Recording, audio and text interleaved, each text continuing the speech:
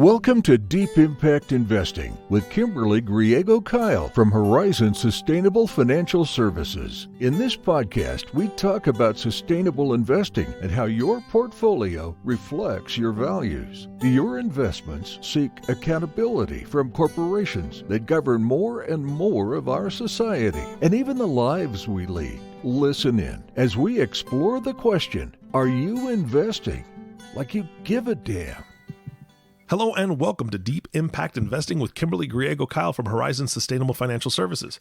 Today, Kim has brought in a fantastic guest, and that is Nancy Judd. And I am going to hand this podcast right over to Kim so she can make a great introduction and give you a little bit of information about what Nancy does. Good afternoon, ladies. How are you? I'm great, Eric. How are you? Fantastic. I'm excited. You told me that I was going to love this podcast. I know nothing about Nancy at this point, except for she does something amazing. That's it. You are going to love this. I'm so happy to have Nancy on. I've known Nancy for probably a little more than 20 years now, and what she does is something very unique and really incredible and amazing. So, Nancy, welcome. Wow. Thanks, guys. Yeah. So I'm going to give you guys, our listeners, just a little bit of background on Nancy, and then we're going to launch into some really interesting conversation. But Nancy is an environmental advocate. She's a public artist. She installs traveling exhibitions of what she calls her Recycle Runway Collection in high traffic locations like museums and airports. She creates site-specific art. She does community workshops. She uses her sculptures to capture people's attention and to inspire people to action in their lives to help care for the planet. Sounds like a really, really big job, but it sounds like a lot of fun too, Nancy. Oh, I'm so lucky. I'm so lucky to do this work. Yeah, it's an honor. Yeah. And some of the things that you have created have been very inspiring. And you even have a piece in the Smithsonian, don't you? I do. Yeah. Yeah. In the African American Museum of History and Culture. Yeah. Tell us a little bit about that. Well, maybe I should just explain my work first. Yeah. Well, let's come back to that because I really love that piece. So I know your story and your background, but our listeners don't. So tell us how you got started making recycled art fashion out of trash. Yeah, well, I was living in Santa Fe and I was working as the recycling coordinator for the city of Santa Fe. And I was really interested in how to help people look at trash differently and see it as a resource rather than as just something that we want to get rid of and throw away, out of sight, out of mind. So I teamed up with some local artists. We know there's a lot of artists in Santa Fe. Absolutely, yes. And these are artists who work specifically with trash or upcycled materials. And we started this event called the Recycle Santa Fe Art Market and Trash Fashion Show. And this is an event that has been going on now for over 20 years. Actually, we started in 1998. And it's an event where, people actually, it's like one of Santa Fe's art events that people come to from around the country to experience. It is. And I'm going to interrupt you for a second because I went last year and I took so many pictures because, wow, people get into this event. And it's from young children to adults who make clothing for this event out of trash. And I am absolutely blown away every year by the pieces that people make and display on the runway. So if you're ever in Santa Fe when this event is going on, or for those of you who live in Santa Fe, it is a must-see event. So continue. Yeah, yeah. And I mean, there's the fashion show part of it that is on Friday night that kicks off the event, but then it's a weekend long art market, actually, and where there's just wonderful artists from around the country who participate and sell their work. And it's so much fun. And I live in Portland, Oregon now, but I miss it. I miss it a lot. But that is kind of where this journey began for me. I have a background in art. I studied art in college. My mother was the president of the Pacific Northwest College of Art in Portland. And so I just grew up around artists, in art classes, kind of constantly creating. And so when I was working as the recycling coordinator for the city of Santa Fe, my two worlds collided at this event. And I kind of innocently, unknowingly, just threw together a dress made out of bubble wrap to promote the show. And that was really fun. So the next year I made a flamenco dress out of junk mail. And that was really interesting. And then the next year I made a glass dress out of, it's called the Glass Evening Gown. It's a floor length red evening gown that cascades onto the floor, made out of 12,000 pieces of recycled glass from the Albuquerque Recycling Center. And so I just kind of every year they would get more and more elaborate. And soon my colleagues in the recycling world around the country started learning about this collection of pieces that I had made and that other people who'd been in the trash fashion show had given to me.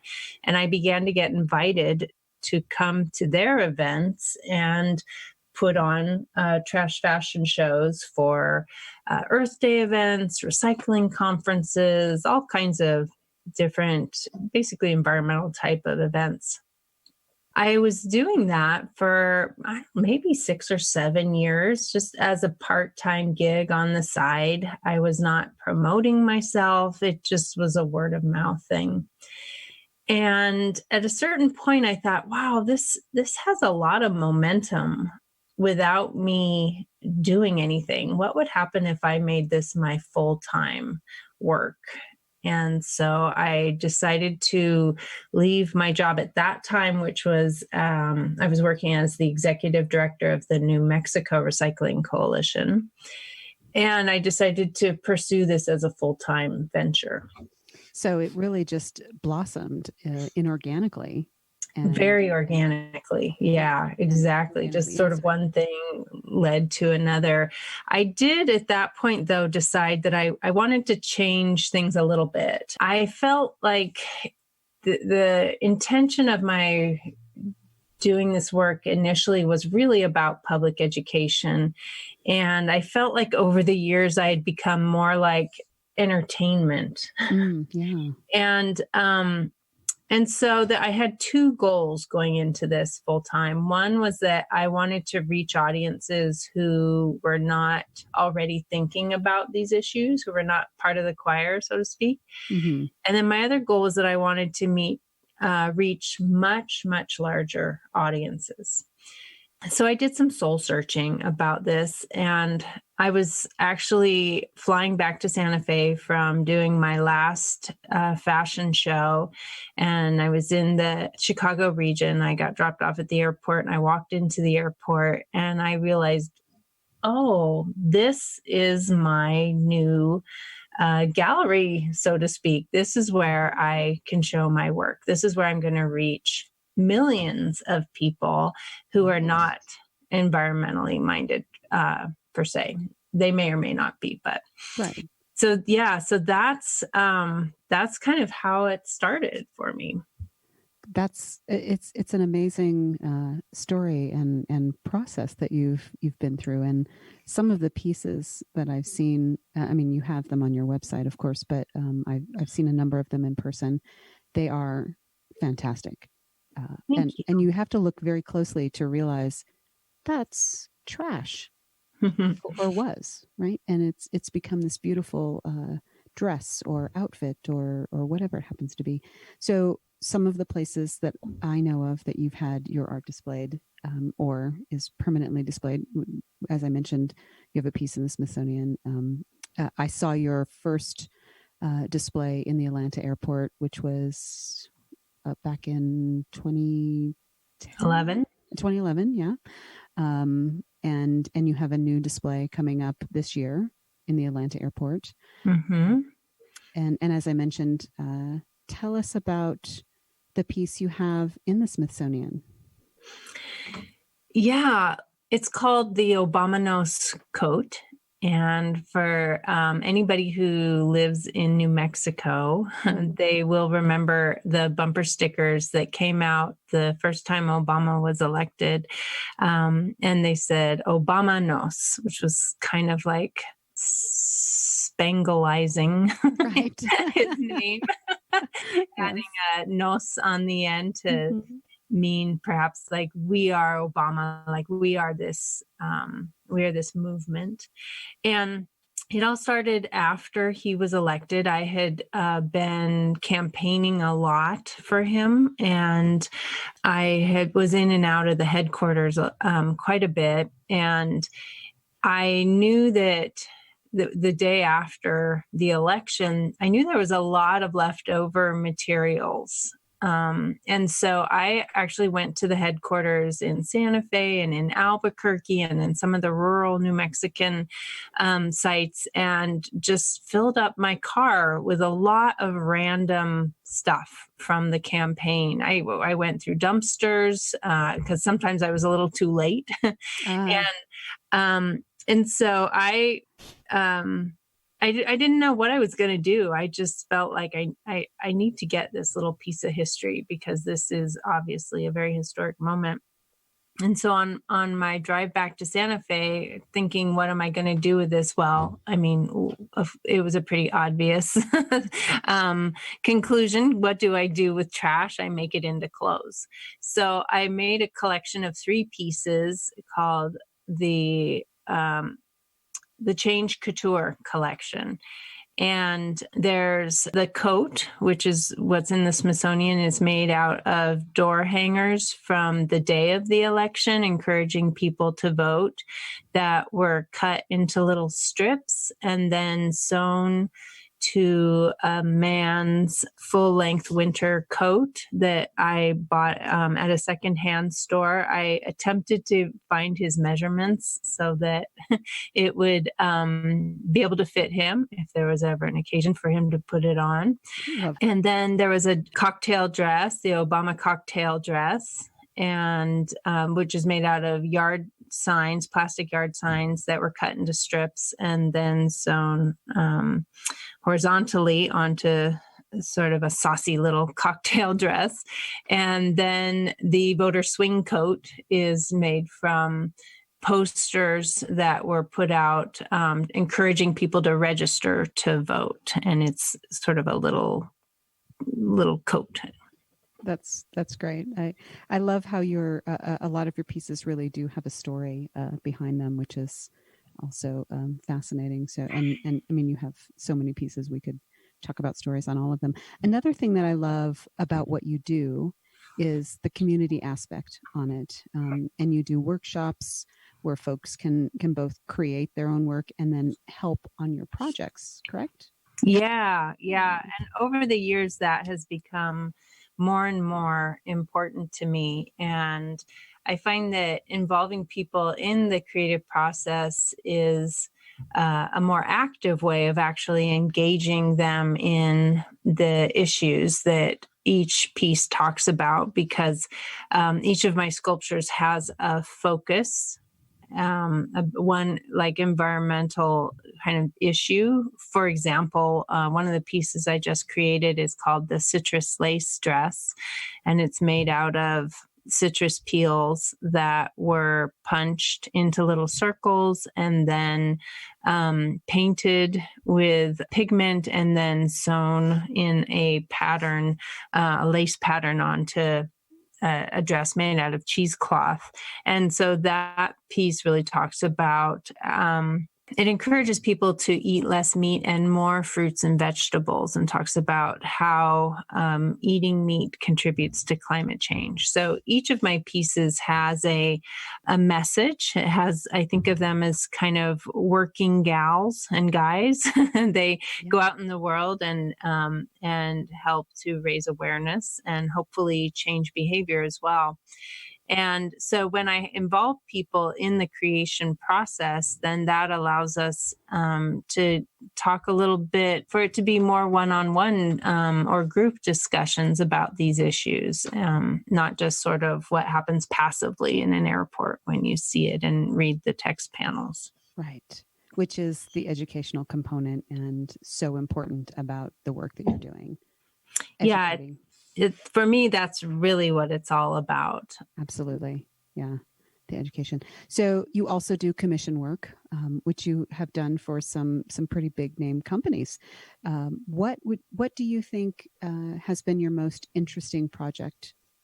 Well, one of my commissions was from Toyota, and they had invited me to come to their one of their locations in Long Beach, California, and go through their waste materials there. And so I remember on my way there, I was just thinking like, okay, car parts. Like, how am I going to make car parts, elegant and pretty? And so at the time, I actually, it was fun because I was taking a road trip with my mom from Portland to Santa Fe. And on our way, we stopped in Long Beach. And in the evenings on that trip, we were watching a lot of old classic movies. And so I kept seeing these women in the 40s in these little suits that had these really just smart little blazers with a long straight pencil skirt. And so that's what ended up inspiring the final design of that piece. Now, Nancy, as I mentioned sort of at the beginning here, you and I have known each other for a little over 20 years, probably sometime 1998, we met. And we met because we worked together in a professional capacity, in that I've at the beginning co-managed your accounts, and now I do manage your investment accounts, because as we've been talking about, sustainability is important to you. Can you tell me and our listeners why sustainable investments is so important to you? Yeah, well, I should just start by saying, first of all, that I feel very fortunate to have inherited some money from both of my grandfathers. Just a little note on that, I should say. I've been thinking a lot lately about the privilege, really, that has brought that wealth into my life. The privilege of being white, upper class, settler ancestry, that allowed my family to amass that money. And so I have a lot of mixed feelings, honestly, about having that wealth. And I want to use it as responsibly as possible. And it has allowed me to be able to live this life of an artist and an activist, which is not very lucrative. And but so important. And so, that's a huge gift that my grandparents gave to me, was the ability to be able to kind of follow this this dream and this creative journey that I've been on. And without that safety net to fall back onto, which I do relatively regularly, it would just be much more difficult. Mm-hmm. So, of course, managing that money then is something that I do not have the bandwidth to do. And so that's why, I've been working with you. And I am really strict about when I'm taking sponsorships, who they're coming from. And so, for example, I never take any money from the oil and gas industry. That's really obvious, but there's a lot of shades of gray in that whole process. So likewise, it's really important to me that the investments that I have are with companies and businesses that are not only not doing the bad stuff, but are actually supporting good causes as well. And so it's just been really, I've had a lot of peace of mind, I should say, working with you. And, we go through kind of a filter of what we want that to look like. And so, I know that the money that I have is not only being well managed, but is also supporting good stuff. I appreciate that. Thank you so much. And yes, matching your values is so important to us and important to you as a client. So we do the best that we can for you. So I want to give you an opportunity to mention how people can find your website and your blog, and so they can see the amazing things that you've done. So why don't you tell us where they can find you? Two places. One is on my website. You can go to nancyjudd.com and find my work there. And if you want to see some of it in person, and you're going to be flying through the Atlanta airport in the next year, I'm going to be installing on February 18th, 2020, 15 new works in the Atlanta airport in Concourse T. Great. I cannot wait to go see those because I will be flying through there on the 27th of this month. So I will be hunting them down. What a great coincidence. Yes. I'm very excited. Nancy, thank you so much for being a guest on our podcast. We really appreciate having you here, telling your story and talking about your amazing pieces of art. And I hope everyone who listens and flies through the Atlanta airport in the next year gets an opportunity to go see your work and checks out your website because it's amazing. So thank you. Oh, thank you, Kim. I appreciate it. It's been a lot of fun. Great. Thanks. Okay. I cheated. While you guys were talking, I grabbed my phone because I didn't want to use my computer while we were recording. And I'll tell you what, the flamenco dress, I know I'm saying that incorrectly. Flamingo. No, not flamingo. It's not the bird. Flamenco. Flamenco, yeah. Flamenco. Oh, okay. Holy okay, cow. flamenco. The train on that thing is amazing. I don't even know what it's made out of yet because I haven't gotten that deep into the website because I quickly wanted to see the glass evening dress, and that is stunning. That one I love. Wow. Yes. Okay. So now I have a huge, my dinner plans are now to have my daughter over because she was coming over anyway, and my wife, and we're going to just look through all the things that you've created. Those are amazing. So thank you so much for being on here. Kim, I can't thank you enough for bringing on an amazing guest again. And I look forward to our next podcast. Yes. This was a really good one. So thank you, Nancy. Yeah, you're welcome. Absolutely. And for all you listeners, thank you so much for listening to the Deep Impact Investing Podcast with Kimberly Griego-Kiel. If you have not subscribed to the podcast yet, please click the subscribe now button below. This way, when Kim comes out with a new podcast, it'll show up directly on your listening device. This makes it much easier to share these podcasts with your friends and family.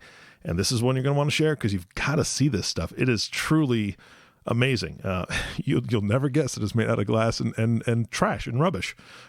Just amazing. Again, thanks for listening today. For everyone at Horizon Sustainable Financial Services, this is Eric Johnson reminding you to live your best day every day. And we'll see you next time. Thank you for listening to Deep Impact Investing Podcast, the sustainable, responsible impact investing podcast that shows you how to get your voice heard. It's time to start investing like you give a damn. To ask a question that we can answer on an upcoming podcast, email us at info@horizonssfs.com or join the conversation on Facebook at www.facebook.com/Horizons Sustainable Financial Services, or give us a call at 505-982-9661. Don't forget to click the subscribe button to be notified when new episodes become available. The companies we may speak about during our podcast are not recommendations for investment only. You and your financial advisor can determine what the right investments are for you and your situation. Horizon Sustainable Financial Services is a registered investment advisor, registered with the state of New Mexico and other jurisdictions were registered or exempted.